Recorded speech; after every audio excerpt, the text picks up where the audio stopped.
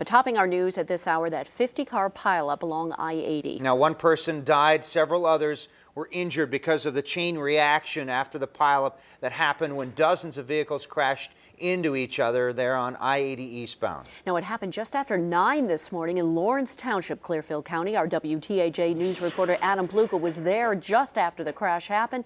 He is live from the scene and has the very latest. Adam? Carolyn and John, police and emergency responders can't tell me for sure what caused this crash, but everyone I think snow, wind, and terrible visibility conditions probably played a factor. After the crash, 20 people sent to area hospitals with injuries ranging from critical to minor. Now, many of the 50 vehicles that were first involved in this accident are still near mile marker 118 on the eastbound lanes of I-80. We can tell you that no chemicals were released in this crash, only dry bulk goods. A second crash happened 2 miles down the road in I-80 as cars were slowing down because of this first crash. One person in a passenger vehicle did die after slamming into a tractor trailer. Now, the Clearfield Emergency Management Director says that several factors have made this a particular hard mess to clean up. With the weather conditions for the responders, it was difficult.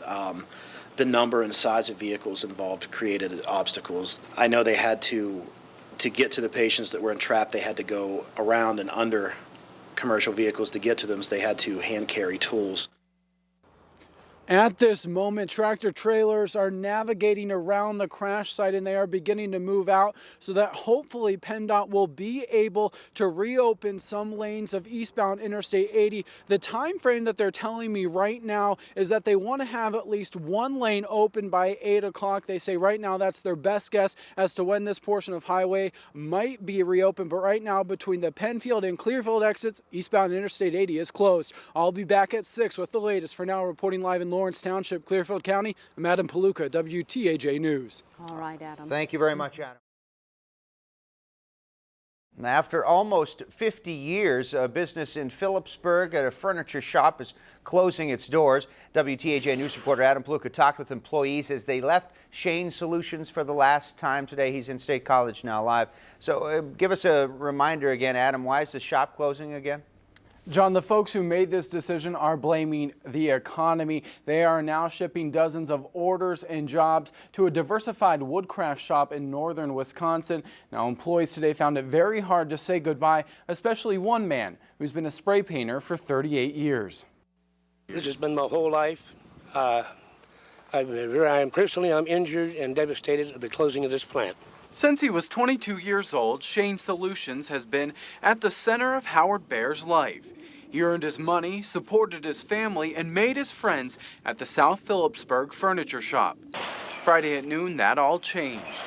I'm 60 years old. It's kind of between a rock and a hard place. You know, to be blunt, I don't think I could find a job cleaning restrooms at the gas station. While Bear's worried about the future, Kenny Marks has a temporary plan. I got a job at UPS for their seasonal stuff, but you know, after that there's unemployment and stuff like that. Marks has a 7-month-old child and a fiance, but he thinks this closure will be harder on the community than himself. They're losing 25 good jobs. We had seasonal work, you know, we'd hire 35 part-time employees on top of that. And it was a big staple in Phillipsburg. It's been around here for years. Bear carried a 25 years of service plaque out the door. He says he isn't worried about his next job as much as caring for his family, including a wife diagnosed with cancer. Some of us thought it was always going to be here forever. But, you know, there was always something in the back of your mind. It was preached to me, don't ever take your job for granted because it could be gone.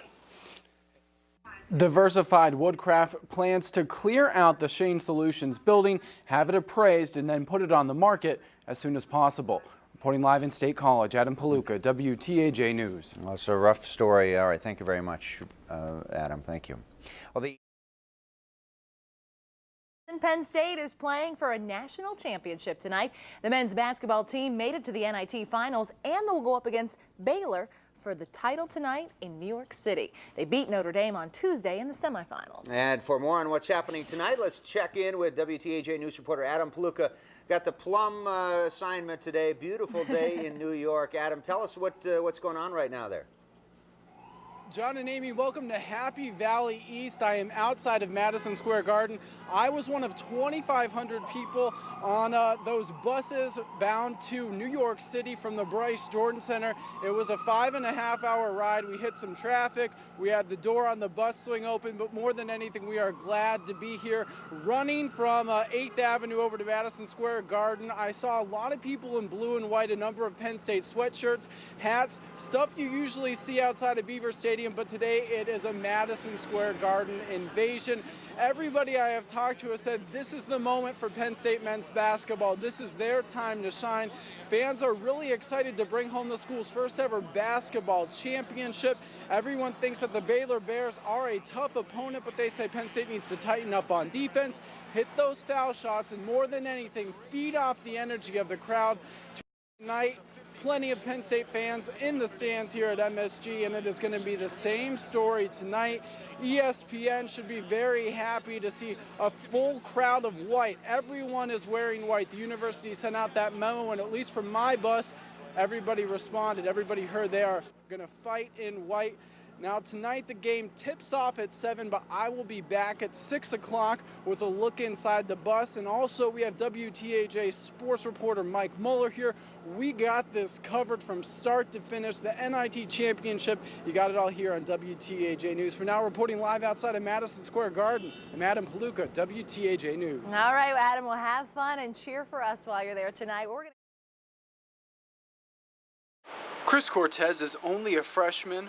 Already, he's a Paternalville resident. You gotta do it for every game. If you want the real experience, you do it every game 4 years. Junior Matt Griswold says this is in his DNA. I'm a diehard Penn State football fan. I've been going to games since I was 3 months old. I've only missed 4 home games since then. Is team spirit all that it takes to get these kids to camp out in front of one of college football's cathedrals?